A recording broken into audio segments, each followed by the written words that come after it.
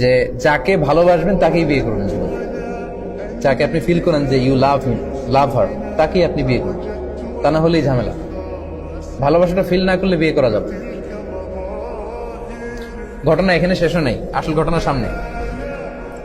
যদি তোমরা কেউ কাউকে প্রপোজ করো, তখন যদি ওই মেয়ের কিছু অংশ, তার চেহারা, তার শরীর, তার দেহ সব মিলে তাকে দেখে এমন কিছু দেখে নেওয়া যায় যেটা তোমাকে তাকে বিয়ে করার প্রতি উদ্বুদ্ধ করবে, সেজন্য এটা করে।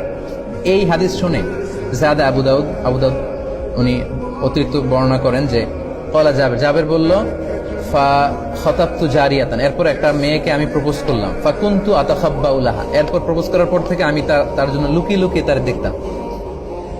আল্লাহ রাসূলের সাহাবী। হাত্তা রাআইতু মিনহা, এরপর আমি তার এমন কিছু দেখে নিলাম, মা দাআনি ইলা নিকাহিহা, যেটা তাকে বিয়ে করার জন্য আমাকে পাগল পারা করে দিল। মানে আমার খুব মন চাচ্ছে আমি তাকে বিয়ে করি। ফাতাযাওয়াজতুহা, অতঃপর আমি তাকে বিয়ে করি। তাহলে অনেক সময় এমন লাজুকতা কাজ করে অনেক ছেলের, মেয়ে আসছে তার দিকে তাকাইতেই পারতেছে না, সে এরকম হয়ে আসছে, লাল হয়ে গেছে, হতে পারে, এটা ভেরি সিম্পল। তখন আপনি লুকিয়ে তাকে দেখতে পারেন, মানে শালীন ওয়েতে আর কি। লেটস সে সে পাশে বসে খাচ্ছে, আপনি দেখলেন তাকে, সে কলেজে যাচ্ছে, একটু দেখে নিলেন।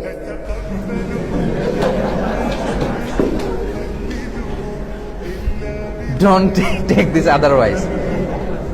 এখন যদি আমার এতটুকু আলোচনা কেটে কেউ ফেসবুকে দেয়,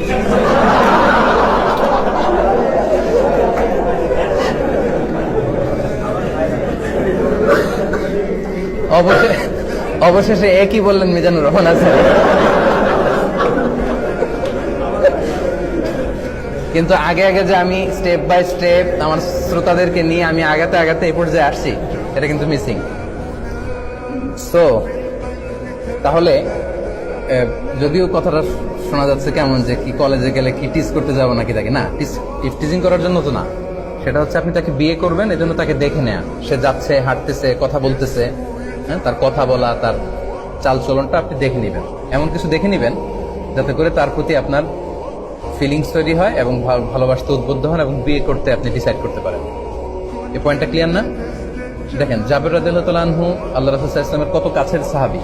উনি এই হাদিস থেকে এরকমই বুঝেছেন যে আমি যেহেতু কাছে যেয়ে দেখতে পারেন, আমি দূর থেকে তাকে লুকায় লুকায় অনেকবার দেখে ভালো লাগছে, পরে বিয়ে করছি। আচ্ছা, এবার বুখারীর একটা হাদিস শুনেন।